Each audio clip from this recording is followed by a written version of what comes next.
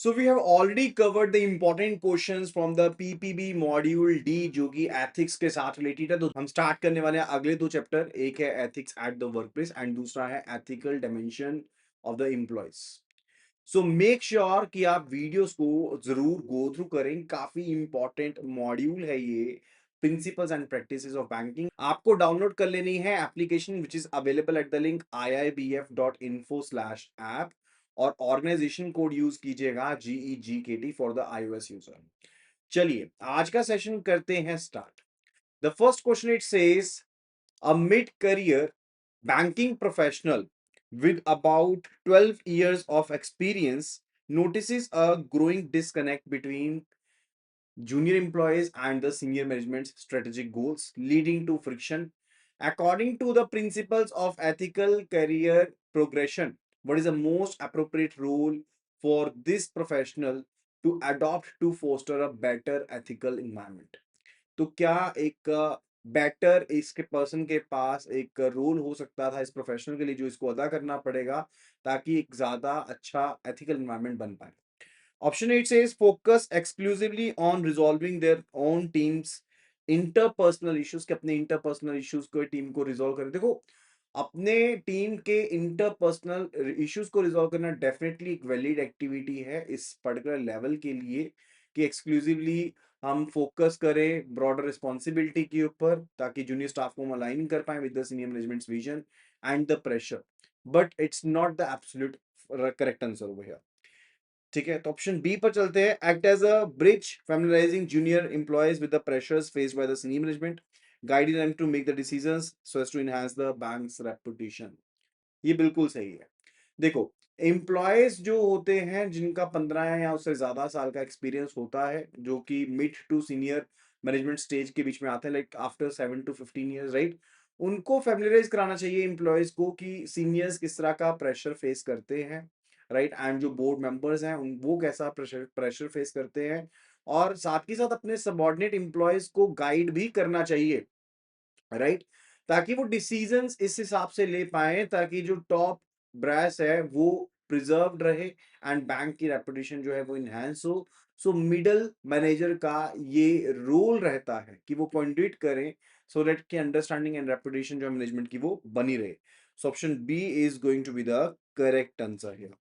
Option C, it says encourage junior employees to form a committee to directly challenge the board members on their strategic decisions. No, that's not the case. Option D, recommend that the bank hire younger trainers and coaches to improve communication so that as that is a primary solution for enhancing the engagement with the younger staff. See, recommendation की younger trainer जो है specifically basically वो first phase हो सकता है कि आप employees के कैरियर से रिलेटेड जब बात करते हैं कि कम्युनिकेशन को इनहांस करें, लेकिन अगर mid level and senior management के बीच में कोई इश्यूज है उनको रिजॉल्व करने का तरीका वो नहीं है। अब क्वेश्चन नंबर सेकंड पर चलते हैं which is related to ethical dimensions of employees.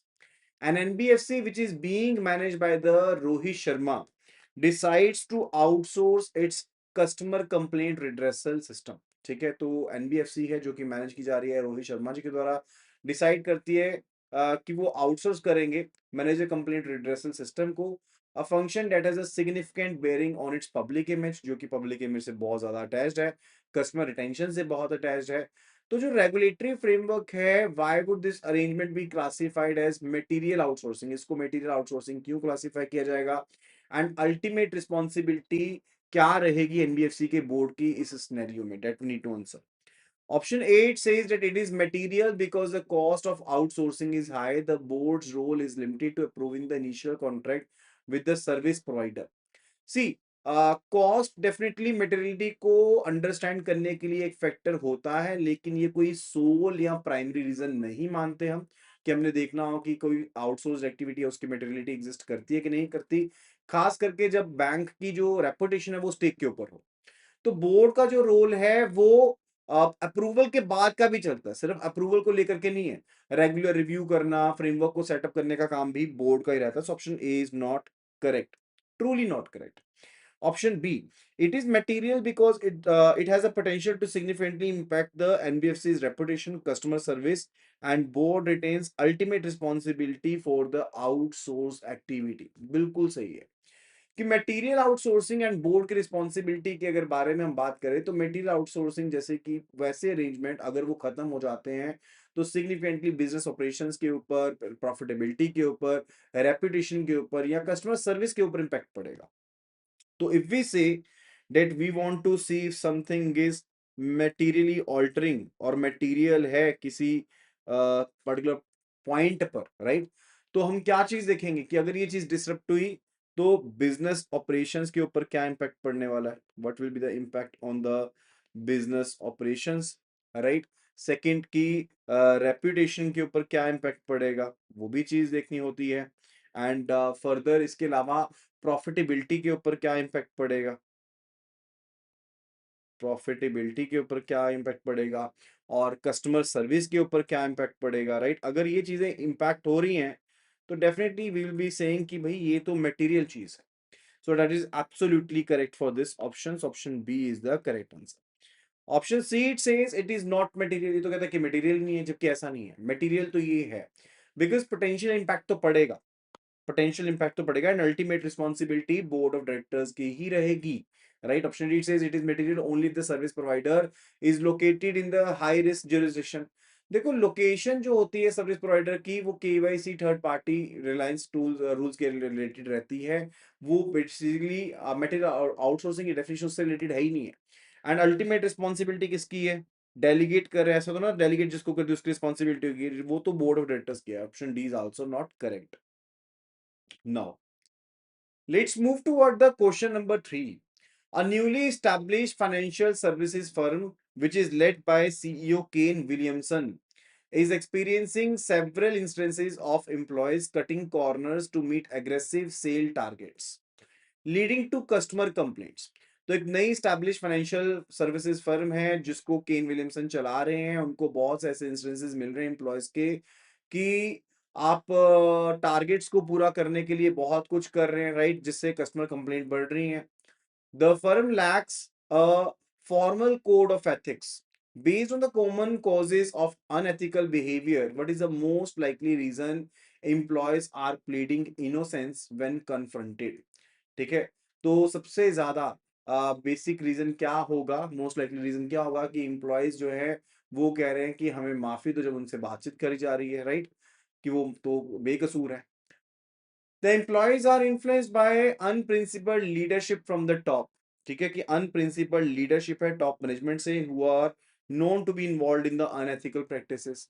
देखो अनप्रिंसिपल्ड लीडरशिप जो है वो डेफिनेटली एक कारण होती है अनएथिकल बिहेवियर का, लेकिन क्वेश्चन में स्पेसिफिकली कहा गया है कि दे आर प्लीडिंग, जो एम्प्लॉयज है they are pleading innocence, right, because formal कोई रूल्स नहीं है, उनकी कमी है जो ये पॉइंट करती है कि एक मैनुअल की एब्सेंस है, राइट।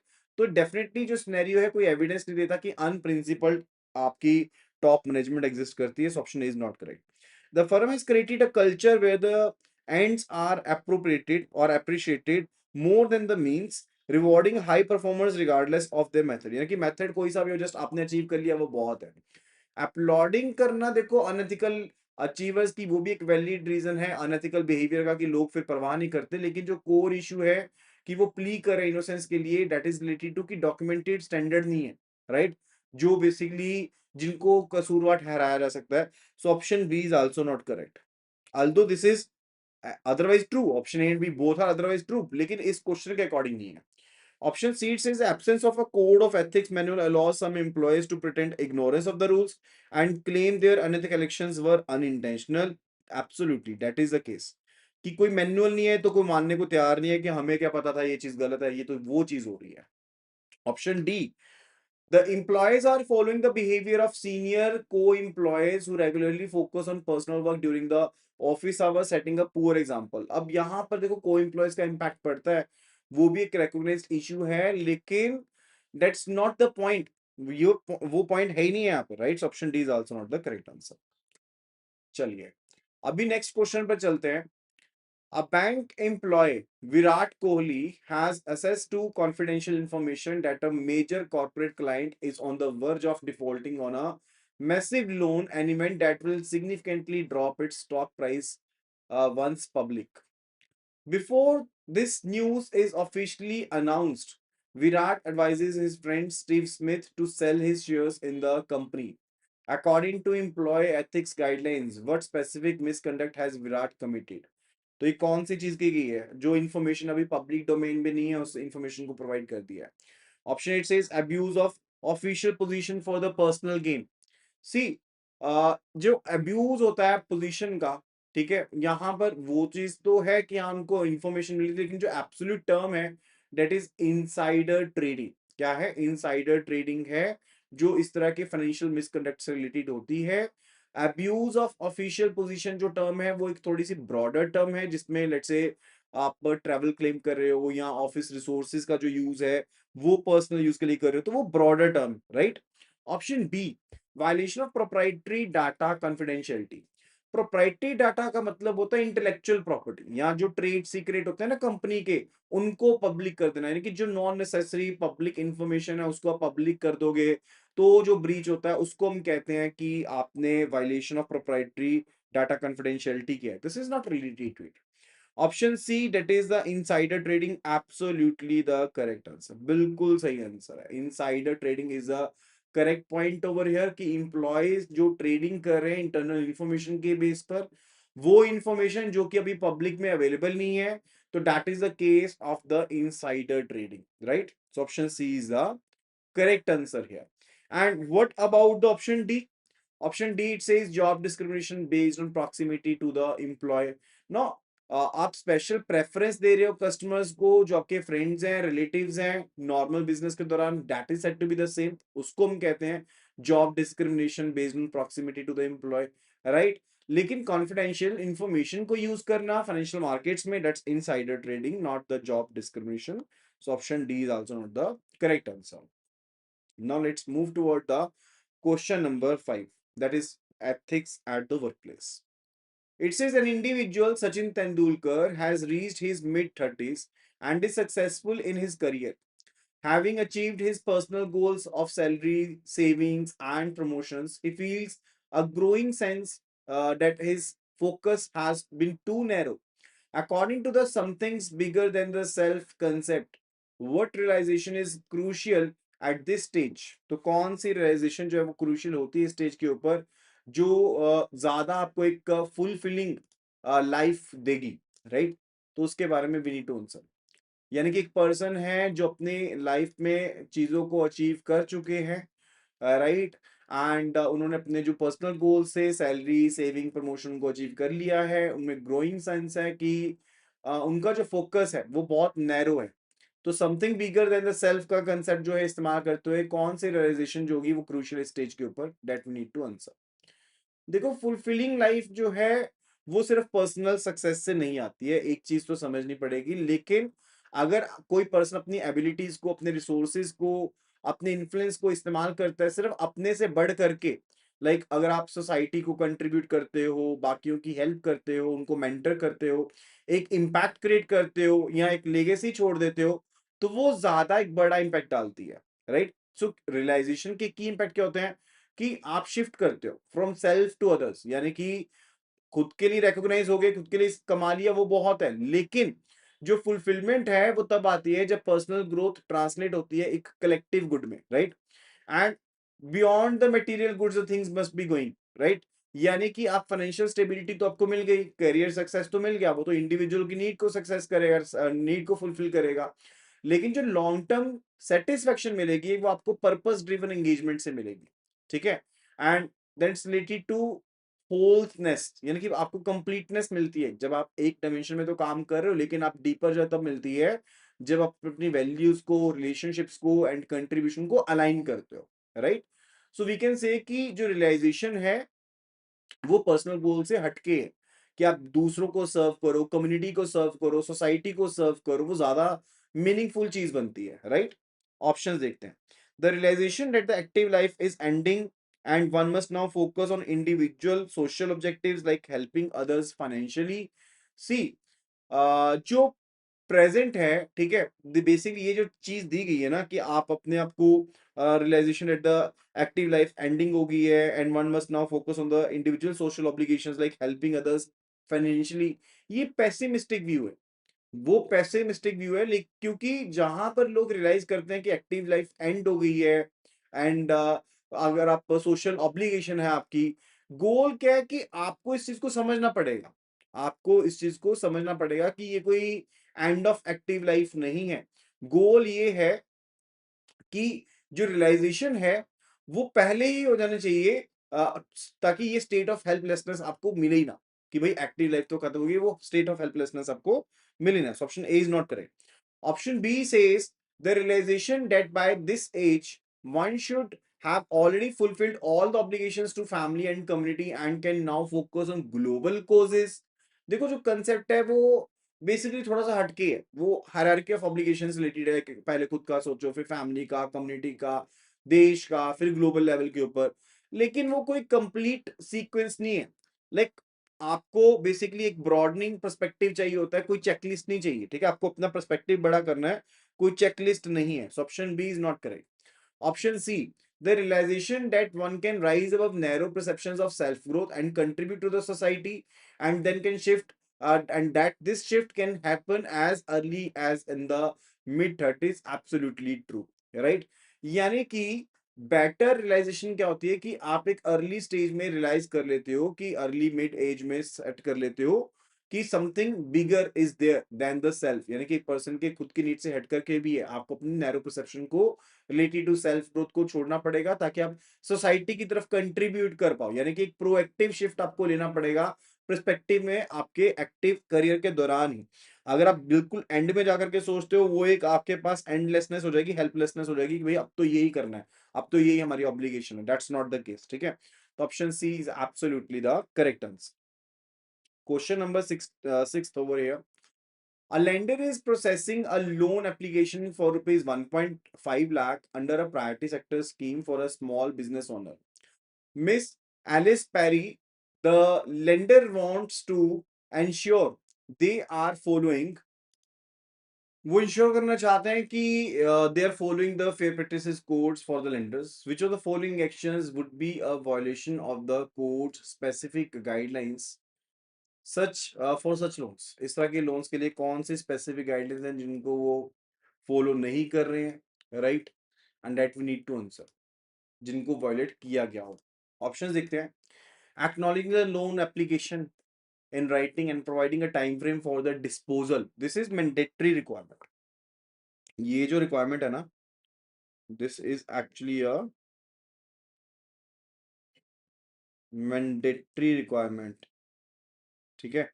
तो ऑप्शन ए तो करेक्ट यहां पर नहीं है, ठीक है?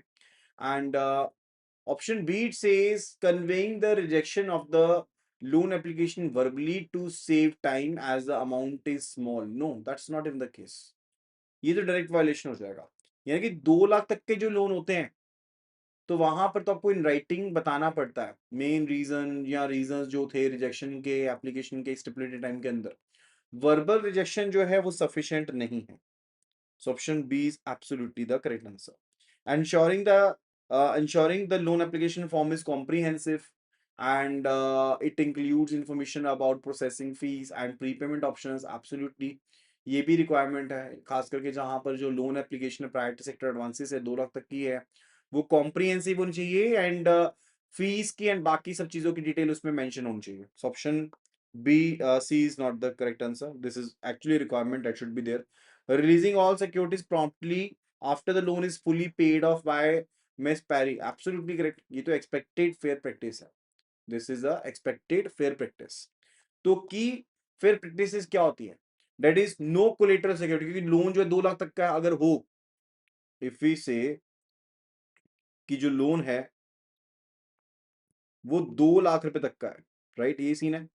तो अगर 2 लाख तक का लोन है तो कोई भी कोलेटरल सिक्योरिटी नहीं लेनी है, there should be no collateral security that should be taken.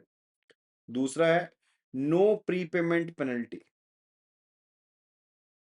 कोई भी प्रीपेमेंट पेनल्टी नहीं लगानी होती है, ठीक है? And there should be a clear communication, there should be a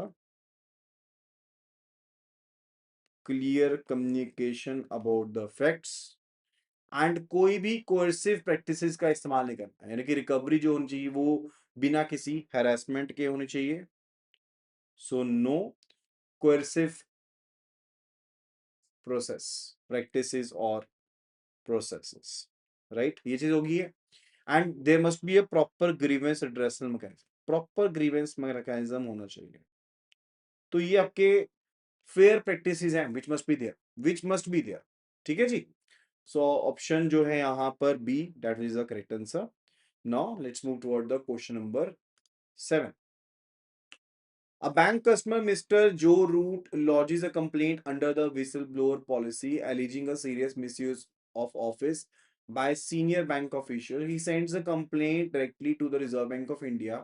What should Mr. Root expect regarding the immediate handling and acknowledgement of his complaint by Reserve Bank of India? तो complaint भेज दी directly reserve bank of India को, right. So in order की identity को बचाना है complainant की, RBI जो है किसी भी तरह की एक्नॉलेजमेंट नहीं देगा कंप्लेंट को रिसीव करने से रिलेटेड की कंप्लेंट रिसीव हो गई है। एंड कंप्लेनेंट्स को एडवाइस किया जाएगा कि वो किसी फर्दर कॉरेस्पॉन्डेंस में ना पड़े जो कि उनके खुद के इंटरेस्ट में हो। सबसे पहली चीज तो ये रहती है, राइट। इससे कॉन्फिडेंशियलिटी भी बनी रहेगी एंड सेफ्टी भी बनी रहेगी विसल ब्लोअर की, that's the first thing. So option देखते हैं। Option 8 says RBI will immediately send an acknowledgement, a receipt and ask Mr. Root। ये तो टोटली ऑपोजिट हो जाएगी, this should not be done, right, ये तो चीज नहीं करनी होती है। Option B it says the RBI will not issue any acknowledgement and will advise Mr. Root not to engage further correspondence, absolutely true, ये चीज करनी होती है ताकि सेफ्टी भी बनी रहे, that is required। RBI will publicly disclose the complaint details। अगर आरबीआई पब्लिकली डिस्क्लोज कर देगा कंप्लेंट की डिटेल्स को तो कॉन्फिडेंशियलिटी कैसे बनेगी, फिर तो कोई कॉन्फिडेंशियलिटी नहीं बनेगी, राइट। तो जब तक कंप्लेनेंट खुद से पब्लिक नहीं करता तब तक उसकी पब्लिक आईडी को आप डिस्क्लोज नहीं करोगे। So public disclosure of the complaint itself is not the first standard first step. ऐसा तो नहीं होगा कि आप डिस्क्लोज कर दोगे, तो ऑप्शन सी भी गलत हो गया।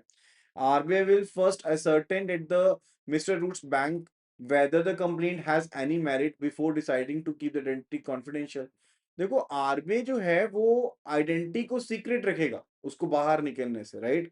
तो वो असर्टेन करेगा कि जो कंप्लेनेंट है कि उन्होंने कंप्लेंट बेसिकली जरूरी थी तभी की है ना, एंड वो तब तक बेसिकली कंसल्ट नहीं करेगा बैंक से जब तक कंप्लेंट की आइडेंटिटी रिलीव नहीं हो जाती, ठीक है, रिवील नहीं हो जाती, right. So that's the case. So क्या चीज करनी पड़ेगी, एक्नॉलेजमेंट। अगर देखो अगर कंप्लेंट जो है वो डायरेक्टली आरबीआई को भेजी गई है, सीबीसी को भेजी गई है, बैंकिंग सुपरविजन डिपार्टमेंट को भेजी गई है, तो क्या आरबीआई को बेसिकली एक्नॉलेज करना पड़ेगा? No, RBI will not acknowledge the same, that's the first thing and the last thing, right. Now let's move toward the question number 8। 8th question की तरफ चलते हैं। An NBFC is evaluating the risks associated with the outsourcing its data processing and IT support functions to a third party vendor. The senior management team led by MS Dhoni is concerned that the vendor's service quality might be poor and their customer interaction protocols may not align with the NBFC's high standards. Which specific type of risks are primarily concerned with? कौन से risk हैं ये? Strategic risk है, legal risk है, reputation risk है या फिर country risk है? देखो स्ट्रेटेजी रिस्क तब पैदा होता है जब सर्विस प्रोवाइडर के एक्शन जो होंगे वो इनकंसिस्टेंट होंगे, यानी कि पूरी की पूरी स्ट्रेटेजिक गोल के साथ, यानी कि एनबीएफसी की स्ट्रेटेजी कुछ और हो और जो सर्विस प्रोवाइडर उसकी स्ट्रेटेजी कुछ और हो, उनके गोल्स अलग हो, तो वो स्ट्रेटेजिक रिस्क पैदा होगा। लीगल रिस्क कब पैदा होगा? लीगल रिस्क में फाइन्स होते हैं, पेनल्टीज होती हैं, डैमेजेस होते हैं, लाइक सुपरवाइजरी एक्शन की वजह से या फिर प्राइवेट सेटलमेंट्स की वजह से हो सकते हैं, ठीक है। अब इस सिनेरियो में ऐसा तो कुछ नहीं बताया गया कि ये तो सर्विस स्टैंडर्ड्स के बारे में, लीगल वायलेशन तो कुछ नहीं बताई गई है। So option B is not correct. Option C it says reputation risk हो सकता है, absolutely the reputation risk can be there, यानी कि ये सिनेरियो जो है डायरेक्टली डिस्क्राइब करता है रेपुटेशन रिस्क के बारे में ही। क्यों? क्योंकि रेपुटेशन रिस्क तब होता है जब सर्विस जो प्रोवाइड की गई है वो सर्विस सही नहीं थी, पुअर सर्विस थी, एंड कस्टमर की जो इंटरेक्शन थी वो कंसिस्टेंट नहीं थी ओवरऑल स्टैंडर्ड्स जो एक्सपेक्ट किए गए थे उसके हिसाब से। मिस्टर धोनी का जो कंसर्न है कि पुअर सर्विस क्वालिटी है, इनकंसिस्टेंट कस्टमर इंटरेक्शन है, वो डेफिनेटली इसी कैटेगरी में बैठता है, so it will lead to the reputation risk. And country risk तब होता है जब पॉलिटिकल इंस्टेबिलिटी होती है, सोशल इंस्टेबिलिटी होती है, लाइक सर्विस प्रोवाइडर की लोकेशन में उसकी वजह से वो प्रोवाइड तो करना चाहता है सर्विस लेकिन वो नहीं करवा पा रहा, that is said to be the country risk, वो कंट्री रिस्क तब माना जाएगा, अदरवाइज नहीं। ठीक है, तो ऑप्शन सी जो है यहाँ पर that is a correct answer. Now the question number 9 it is, a branch manager Mr. Babar Azam wants to create a workplace that is visibly and demonstrably ethical to both employees and customers. Beyond ensuring fair treatment and proper work attire, which is of the following would be a clear indicator of the ethical workplace as per the provided guidelines.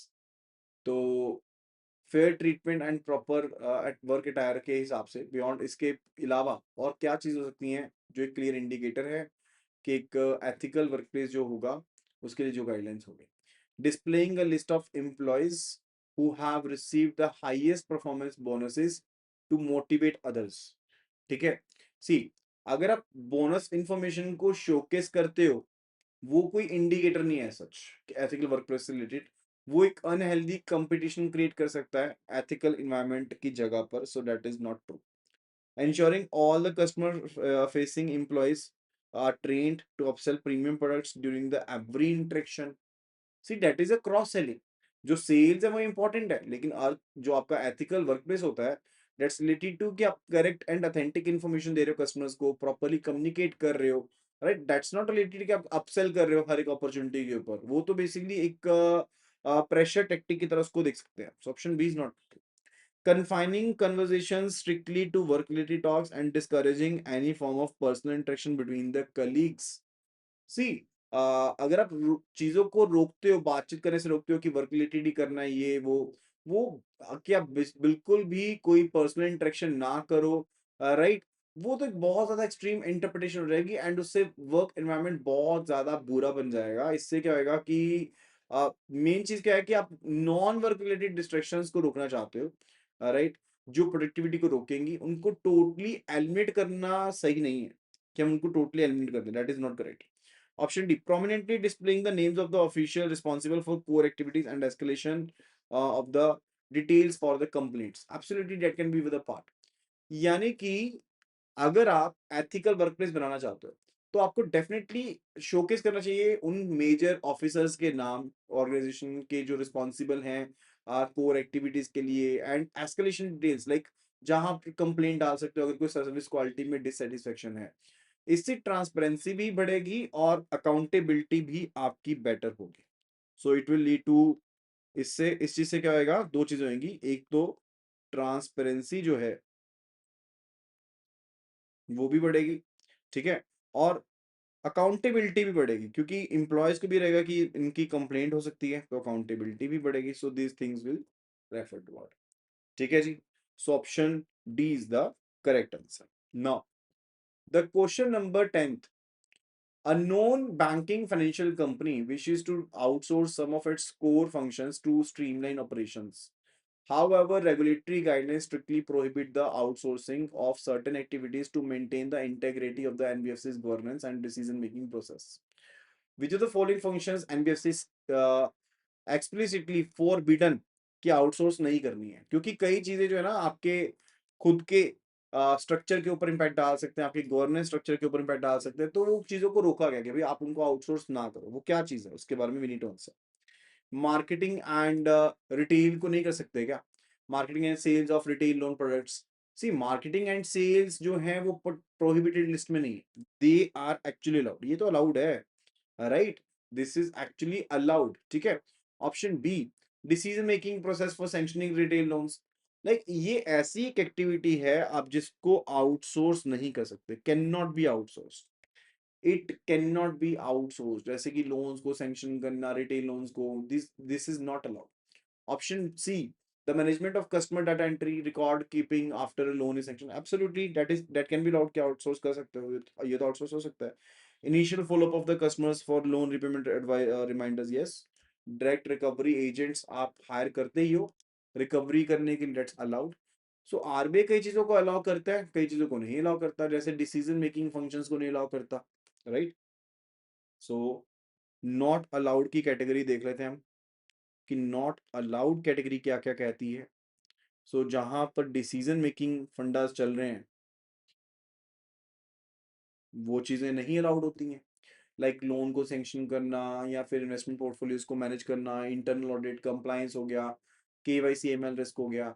इसके अलावा और क्या होता है, जो आपकी monitoring होती है, लाइक अगर आप रिस्क को कंट्रोल करना चाह रहे हो, ठीक है, उनको मॉनिटर करना चाह रहे हो, तो वो आप आउटसोर्स नहीं करवा सकते, दैट इज नॉट अलाउड। आप कंप्लायंस को डिटरमाइन कर रहे हो, वो भी अलाउड नहीं है, बिकॉज कंप्लायंस से रिलेटेड, ठीक है, वो काम किसका है, वो तो बैंक का काम है ना, कोर डिसीजन मेकिंग है, रिकवरी स्ट्रेटेजी से रिलेटेड जो आपकी कोर आपका डिसीजन मेकिंग है, वो भी नहीं आप आउटसोर्स कर सकते। So these activities can not be outsourced, वो आउटसोर्स हो ही नहीं सकती हैं, right. No, let's move toward the question number 11। A junior employee at bank is consistently pressured by her own team, lead to use manipulative sales tactics to meet unrealistic targets set by the management. Fearing disciplinary action if she fails to meet the targets, she eventually engages in malpractices. What combination of factors is most likely contributing to this unethical behavior? अब एक junior employee थी, क्योंकि junior तो senior से सीखते हैं, subordinate से सीखते हैं, तो वो बेसिकली उसको प्रेशराइज किया जा रहा था उसकी खुद की टीम के द्वारा कि वो मैनिपुलेटिव सेल्स करे, टैक्टिक्स का इस्तेमाल करे, अनरियलिस्टिक जो टारगेट सेट किए उनको पूरा करना है। अब डिसिप्लिनरी एक्शन से डरते हुए कि वो टारगेट को अगर फुलफिल करने में ना कंप्लीट कर पाई, तो उन्होंने बेसिकली माल प्रैक्टिसेस करनी स्टार्ट कर दी। What combination of factors is most likely contributing, कौन से कॉम्बिनेशन फैक्टर्स कंट्रीब्यूट करते हैं? अनप्रिंसिपल्ड लीडरशिप है, एब्सेंस ऑफ एथिकल मैनुअल है क्या? देखो, ये बिल्कुल जेन्युइन कारण है कि हाँ, ये चीजें हो सकती है जिसकी वजह से पर्सन फॉलो ना करे चीजों को, कि अनप्रिंसिपल लीडरशिप हो सकती है। लेकिन अब इस केस में क्या है कि you are basically getting the pressure from from the targets, right. आपको डर है कंसिक्वेंसेस का, ठीक है, तो ऑप्शन ए तो करेक्ट नहीं है यहाँ पे, वो से रिलेट नहीं करता। Unrealistic targets and the influence of को एम्प्लॉयज, इन्फ्लुएंस ऑफ को एम्प्लॉयज यहाँ पर एक कारण है, राइट। लेकिन जो प्राइमरी प्रेशर था सिनेरियो में वो बनता है कि आप टीम लीड का एंड मैनेजमेंट ने जो टारगेट सेट किए थे उनको एक रीजन समझ रहे हो, ठीक है, तो प्राइमरी रीजन कुछ और था। Option C, fear of action from the management and focus on ends rather than the means, option C. देखो, फियर ऑफ एक्शन तो है, एब्सोल्युटली है, लेकिन वो अनएथिकल बिहेवियर की तरफ नहीं होता, ठीक है, या फिर आप टारगेट से बिलो उसके लिए नहीं होता, उसको रीजन नहीं दे सकते। लेकिन प्रेशर जो अनरियलिस्टिक टारगेट से है, वो एक काउंटर फियर क्रिएट करते हैं, those do create a counter fear, यानी कि जो अनरियलिस्टिक टारगेट्स हैं। सो मेजर रीजन जो था that's related to what, that is related to कि अनरियलिस्टिक टारगेट्स हैं, ठीक है। अब फियर ऑफ एक्शन है कि अगर आपने मीटअप ना किया तो क्या कंसिक्वेंसेस होंगे, that is the major part over here, right. That is the primary part. बाकी चीजें देखो, ये वाली भी थी, ये वाली भी थी, लेकिन प्राइमरी जो रीजन था वो यही था कि अनरियलिस्टिक टारगेट मैनेजमेंट ने सेट कर दी और आपके मन में डर था कि अगर पूरा ना किया इसको, इसके कारण से एक ये फियर पैदा हो गया कि अगर हमने टारगेट पूरा ना किए तो भाई बस फिर तो दिक्कत आने वाली है, right. That was the case. Option question number 12 पर चलते हैं। Under the guidelines for preventing sexual harassment at the work place, the Reserve Bank of India emphasized that onus of implementation lies solely on the employer, right? Banks were urged to take several immediate actions. Which of the following is not one of the specific actions mandated for bank to ensure a safe work environment, right? तो कौन सा action जो था यहाँ पर mention नहीं था, basically list में जो स्पेसिफिक एक्शंस दिए गए थे रिजर्व बैंक ऑफ इंडिया द्वारा कि सेफ एनवायरनमेंट के लिए ये एक्शंस आपको लेने। Option 8 says modifying employee conduct rules to include a prohibition of sexual harassment and specifying appropriate penalties. सी, ये एक रिक्वायर्ड एक्शन था। आरबीआई ने अर्ज किया बैंक्स को कि सूटेबली मॉडिफाई करो, कंडक्ट रूल्स को मॉडिफाई करो, सो एज टू इंश्योर कि अगर कोई पर्सन सेक्सुअल हैरेसमेंट को प्रोहिबिशन करने को इंश्योर करता है फिर तो ठीक है, अगर नहीं करता है, ठीक है, तो वहां पर पेनल्टीज लगेंगी। तो ऑप्शन ए तो अलाउड था, एक स्टेप था। Option B, establishing a formal complaint mechanism in every bank to specifically handle issues related to sexual harassment, yes, ये तो एक की रिक्वायरमेंट थी जो दी गई थी आरबीआई के द्वारा। Ensuring work conditions are appropriate and no woman employee feel disadvantaged in connection with her employment. देखो, ये भी एक स्पेसिफिक मैंडेट था, राइट। गाइडलाइंस क्या कह रही थी कि आप इंश्योर करोगे कि अप्रोप्रिएट वर्क कंडीशंस रहेंगी, प्रोवाइड की जाएंगी, एंड इस चीज को भी इंश्योर करना है कि जो वुमेन एम्प्लॉयज हैं उनके पास रीजनेबल ग्राउंड होंगे इस चीज को बिलीव करने के लिए कि शी इज नॉट डिसएडवांटेज, कि वो उनको डिसएडवांटेज नहीं दिया गया विद हर एम्प्लॉयमेंट, राइट। ये ना हो किसी चीज को, ये भी तो एक कारण बनता है ना सेक्सुअल हरासमेंट का, कि हम आपको प्रमोशन नहीं देंगे, ऐसा नहीं होता, ठीक है। वो डिसएडवांटेज नहीं होना चाहिए। Option D, conducting mandatory quarterly workshops on gender sensitisation for all the male employees. ऐसा कुछ नहीं था, ये कोई स्पेसिफिक एक्शन लिस्ट नहीं था। देखो, ट्रेनिंग एंड वर्कशॉप जो है वो एक अच्छी प्रैक्टिस है, गाइडलाइंस जो दी गई हैं, लेकिन आप अप्रोप्रिएट वर्क कंडीशंस को सेटअप करते हो तो आपको एक कंप्लेंट मैकेनिज्म बनाना है, आपको वर्क कंडीशंस को अप्रोप्रिएट इंश्योर करना है, ठीक है। Frequency and for the audience of the workshops के लिए रिलेटेड कोई टारगेट ऐसा सेट नहीं किया था, कोई मेंटेन नहीं दिया गया था। सो ऑप्शन जो डी है, that is going to be the correct answer, ठीक है जी। So that will be all related to this video. I hope that you must have enjoyed the content related to this video. अगर आपको video पसंद आई है तो जल्दी से जल्दी वीडियो को कर देना लाइक, एंड मेक श्योर कि वीडियो को शेयर जरूर कीजिएगा अपने उन फ्रेंड्स एंड कलीग्स के साथ जो तैयारी कर रहे हैं for the CIIB and JIIB for sure. And make sure कि आप एप्लीकेशन को डाउनलोड कर लें, लिंक आपको स्क्रीन के ऊपर मिल जाएगा, जहां से आपको इस वीडियो का PDF एंड वीडियो भी मिल जाएगा। Thank you so much and see you again in the next video. Happy learning.